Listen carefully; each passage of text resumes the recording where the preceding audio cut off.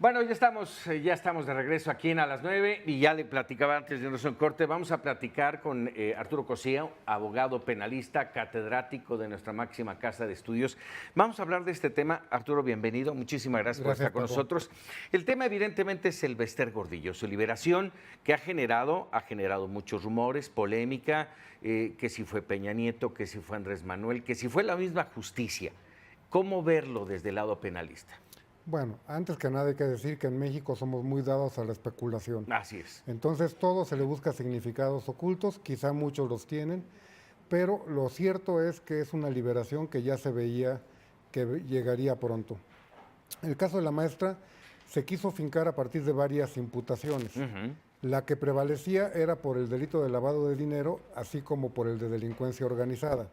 El problema es que uno va vinculado al otro. La delincuencia organizada está tipificado de manera que sería la agrupación de 3 o más personas que se crea para cometer permanentemente ciertos delitos o que de su conducta se desprende la comisión de esos delitos. Y está señalado en la ley cuáles pueden ser. Uno de ellos es el de operaciones con recursos de procedencia ilícita, que es lo que conocemos coloquialmente como lavado de dinero. Así es. Aquí el problema es, desde que se finca la imputación, estamos hablando de principios del sexenio de Enrique Peña Nieto. Hablábamos de principios del 2013, cuando nos dan la noticia de que a partir del descubrimiento de una serie de operaciones financieras, se había señalado que había un camino recorrido frecuentemente por personal del sindicato, la dirigencia del sindicato magisterial, y que decían que era constitutivo de lavado de dinero. Yo en lo particular desde ese momento pensé que no había lavado de dinero, porque si bien podría haber un manejo irregular de las finanzas del sindicato, y que aquí la víctima sería el sindicato por ser un patrimonio de ese organismo, no estaríamos hablando de dinero de procedencia ilícita.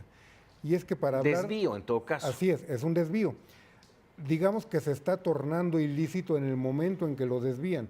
Si yo tomo el dinero del sindicato para pagar mis cuentas del súper, en ese momento estoy utilizando el dinero en forma indebida y en ese momento se ensucia, por decirlo. Así es. No en ese momento se lava. No era lavado, sino ensuciado. Así es. Para lavar el dinero tienes que partir de que hay, antes que nada, dinero de procedencia ilícita. Y esos recursos no estaban, porque sería tanto como afirmar que los recursos de un sindicato son de procedencia ilícita.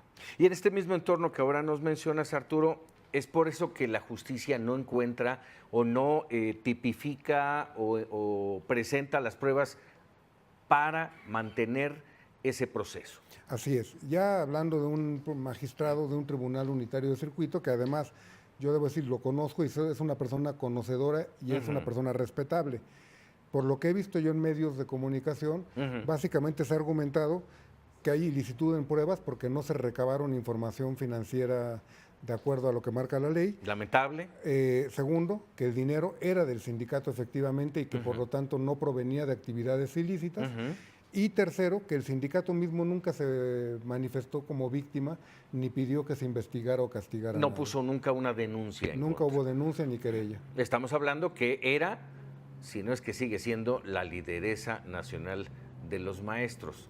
Muy por debajo del agua, tal vez. Sí, formalmente no lo es, no dudo de la influencia que pueda tener. Ahora, en este entorno, yo te pregunto, porque lo hemos manejado así también algunos periodistas, se ve una liberación política más que judicial.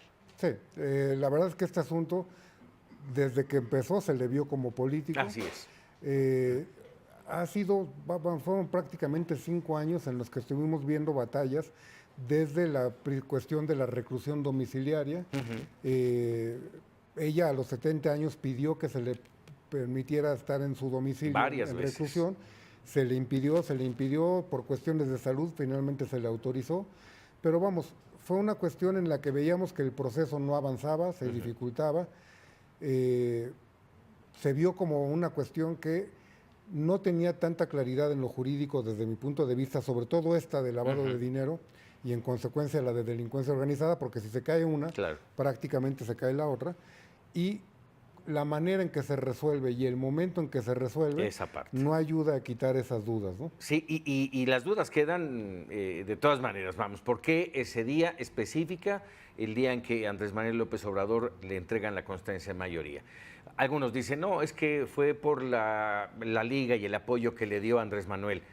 Dudo mucho que Andrés Manuel se mete el pie él solo, ¿no? Sí, yo tampoco creo.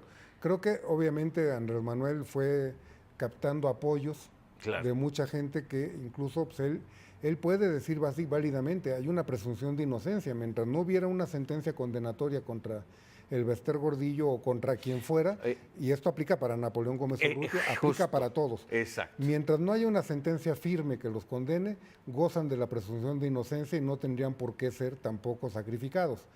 El problema es que aquí socialmente ya se le había juzgado y socialmente la maestra tiene una imagen. Socialmente no se nos olvidan las casas, las joyas, los atuendos, los excesos, y que con un sueldo de maestra o de lideresa del magisterio no compaginan.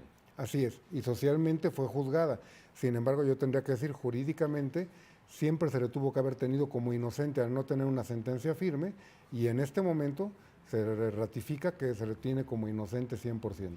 El próximo 20 de agosto, que casualmente es el reinicio de clases de nivel primaria y secundaria, la maestra va a ofrecer una conferencia de prensa. No es casual.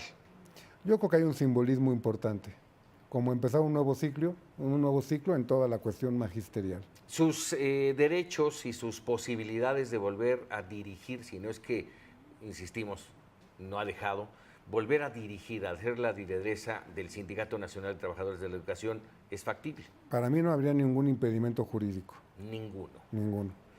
Caray, pues ese es el panorama que tenemos de la maestra del Bester Gordillo, Arturo Cosío. Muchas gracias. Placer de tenerte por aquí. Muchísimas gracias. Gracias a ti. No se vaya, quédese aquí a las 9, tenemos todavía mucho